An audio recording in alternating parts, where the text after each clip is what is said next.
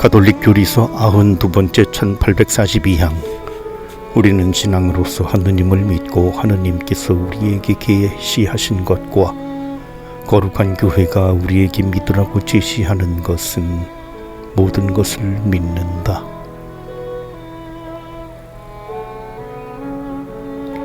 (1843항) 우리는 희망으로서 영원한 생명과 그것을 누릴 자격을 얻기 위한 은총들을 확고한 신뢰로 하느님께 바라고 기대한다.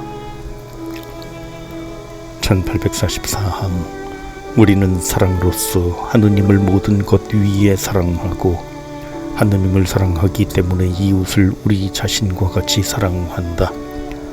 사랑은 완전하게 묶어주는 끈이며 모든 덕의 바탕이다.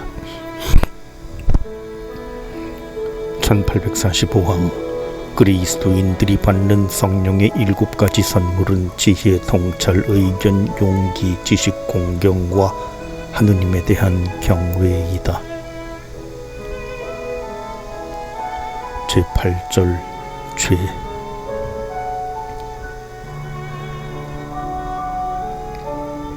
(1) 자비와 죄. 1846항 복음은 예수 그리스도를 통하여 드러난 죄인들에 대한 하느님 자비의 계시이다. 천사는 요셉에게 그 이름을 예수라고 하여라.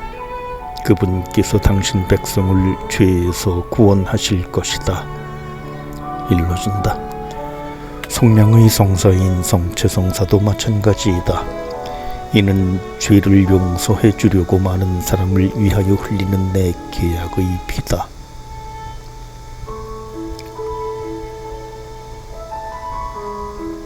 (1847항) 하느님께서는 그대 없이 그대를 창조하셨습니다. 그러나 그대 없이 그대를 구원하지 않으십니다. 우리가 하느님의 자비를 받으려면 우리 죄를 고백해야 한다. 만일 우리가 죄 없다고 말한다면 우리는 자신을 속이는 것이고 우리 안에 진리가 없는 것입니다. 우리가 우리의 죄를 고백하면 그분은 성실하시고 의로우신 분이시므로 우리의 죄를 용서하시고 우리를 모든 불의에서 깨끗하게 해주십니다.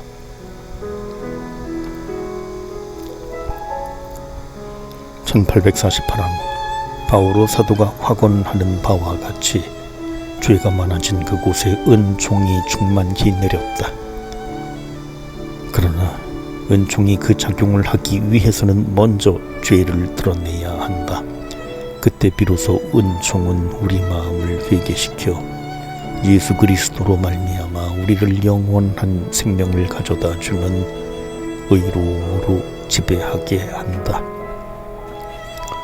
상처를 치료하기 전에 상처를 검진하는 의사처럼 하느님께서는 당신의 말씀과 성령을 통해 생명의 빛으로 죄인을 비추신다.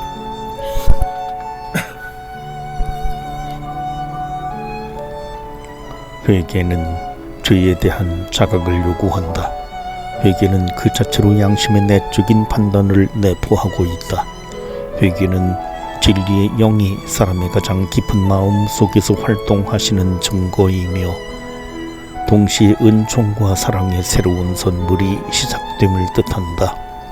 성령을 받아라. 이처럼 죄를 드러내는 일 안에서 우리는 두 가지 은혜를 찾을 수 있다. 그것은 양심의 진리라는 선물과 성량의 확실성이라는 선물이다. 진리의 성령은 변호자이시다. 이 죄의 인정의. 1849항 죄란 이성과 진리와 올바른 양심을 거스르는 잘못이다. 죄는 어떤 것에 대한 비뚤어진 애착 때문에 하느님과 이웃에 대한 참다운 사랑을 저버리는 것이다. 죄는 인간의 본성에 상처를 입히고 인간의 연대성을 해친다. 죄는 영원법에 어긋나는 말이나 행위나 욕망이라고 정의되어 왔다.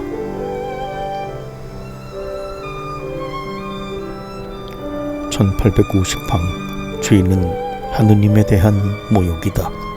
당신께 오로지 당신께 잘못을 저지르고 당신 눈에서 악한 것을 제가 하였나이다.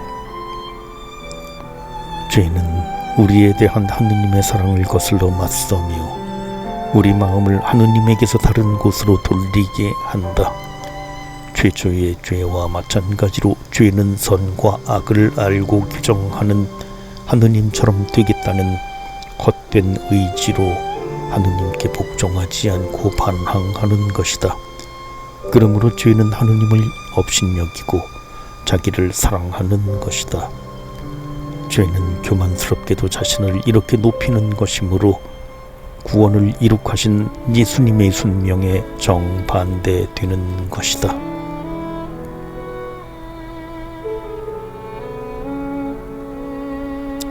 (1851랑) 그리스도께서는 순환 중에 당신 자비로 죄를 이기시는데 그 순환을 통해서 죄의 폭력성과 다양성이 가장 뚜렷하게 드러난다. 불신, 살인적인 증오, 지도자들과 백성들의 거부와 조소, 빌라도의 비열함, 병사들의 잔인함, 예수님께는 큰 아픔이었던 유다의 배반, 베드로의 부인과 제자들의 도망 따위가 그대로 폭로된다. 그러나 바로 어두움의 시간, 이 세상 권력자의 시간에 그리스도의 희생은 드러나지는 않지만 우리 죄에 대한 용서가 끊임없이 베풀어지는 원천이 되는 것이다. 3. 죄의 다양성.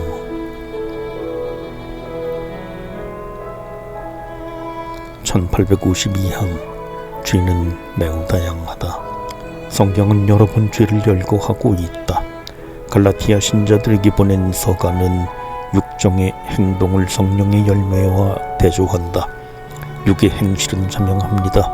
그것은 곧 불륜, 더러움, 방탕, 우상, 숭배, 마술, 적개심, 분양, 분쟁, 시기, 격분, 이기심, 분열, 분파, 질투, 만취, 흥청대는 술판, 그 밖에 이와 비슷한 것들입니다. 내가 여러분에게 이미 경고한 그대로 이제 다시 경고합니다. 이런 짓을 저지르는 자들은 하느님의 나라를 차지하지 못할 것입니다.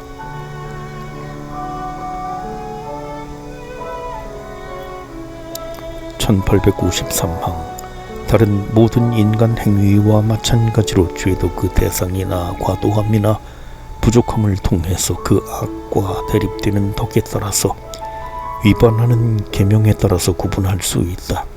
죄가 하느님께 관련된 것인지 아니면 이웃이나 자기 자신에 관련된 것인지에 따라 나눌 수도 있고 정신적인 것과 육체적인 것으로 나눌 수도 있으며 또는 생각이나 말이나 행위나 골함으로 짓는 죄로 구분할 수도 있다.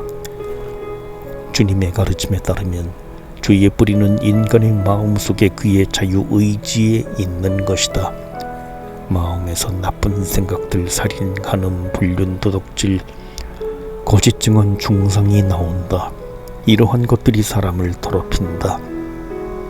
선하고 깨끗한 행동의 근원인 사랑도 마음속에 있는데 이것을 죄가 해치는 것이다. 4. 죄의 경중, 대죄, 죽을 죄와 소죄, 용서받을 죄.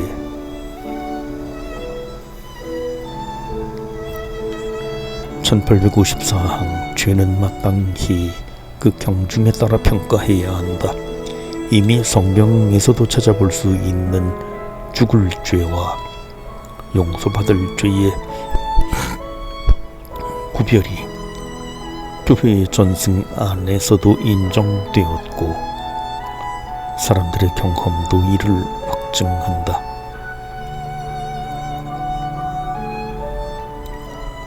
(1855항) 죽을 죄, 대죄는 하느님의 법을 크게 어기어 인간의 마음에 있는 사랑을 파괴한다. 죽을 죄는 인간이 하느님보다 못한 것을 하느님보다 낮게 여김으로써 그의 최종 목적이며 행복이신 하느님께 등을 돌리게 한다.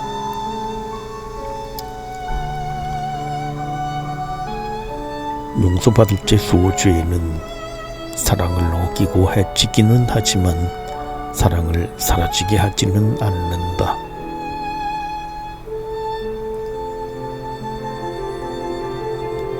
(1856항) 대죄는 우리 안에서 생명의 원리인 사랑을 해치는 것인 만큼 하느님 자비의 주도적 관여와 인간 마음의 회개가 필요하다. 이 회개는 보통 고해성사로서 이루어진다.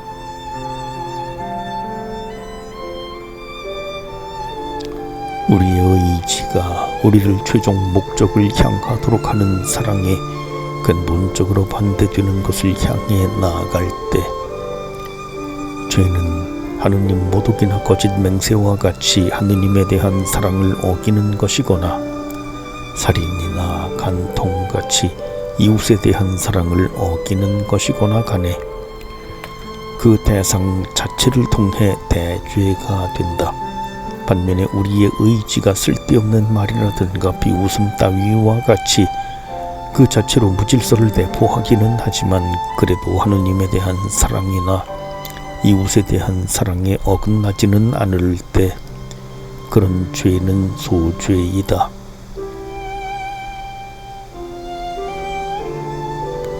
(1857항) 어떤 죄가 대죄가 되려면 세 가지의 조건이 충족되어야 한다.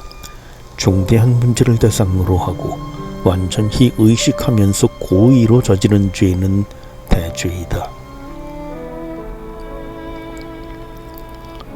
(1858항) 중대한 문제란 부자 청년에게 하신 예수님의 대답에서처럼 십계명 안에 구체화되어 있다. 살인해서는 안 된다. 간음해서는 안 된다. 도둑질해서는 안 된다. 거짓 증언을 해서는 안 된다. 횡령해서는 안 된다. 아버지와 어머니를 공경하여라. 죄는 무겁거나 가벼울 수 있다. 살인은 도둑질보다 더 무겁다. 침해를 당하는 사람의 신분도 문제가 된다. 부모에게 행한 폭력은 그 자체로 다른 사람에게 행한 폭력보다 더 무겁다.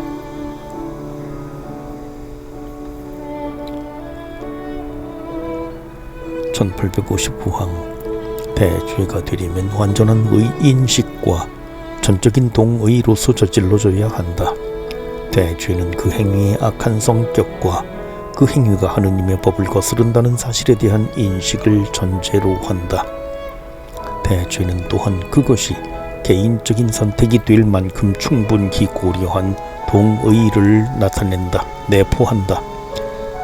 가장된 무지와 마음의 완고함은 죄의 고의적인 성격을 줄이는 것이 아니라 오히려 늘린다. (1860항) 고의가 아닌 무지는 큰 잘못에 대한 책임을 줄이거나 없앨 수 있다. 그러나 그 누구도 모든 사람의 양심에 새겨진 도덕률의 원칙을 모른다고 간주될 수는 없다. 감성의 충동과 감정들도 죄의 고의적이고 자유로운 성격을 줄일 수 있고 외부에서 오는 압력이나 병적인 장애도 마찬가지로 그럴 수 있다.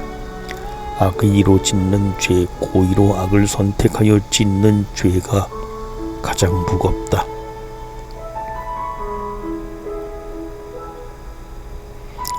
(1861항) 대죄는 사랑 자체와 마찬가지로 인간의 자유가 지닌 하나의 극단적인 가능성이다. 대죄는 사랑의 상실과 성화, 은총의 박탈, 곧 은총, 지위의 상실을 초래한다. 만일 대죄가 뉘우침과 하느님 자비로 속죄되지 않는다면 하느님 나라에서 추방되고 지옥의 영원한 죽음을 당한다. 자유로운 인간은 돌이킬 수 없는 영원한 선택을 할 수 있는 능력을 가지고 있기 때문이다. 그러나 우리는 어떤 행위가 그 자체로 중대한 죄라고 판단할 수는 있지만 사람들에 대한 판단은 하느님의 정의와 자비에 맡겨야 한다.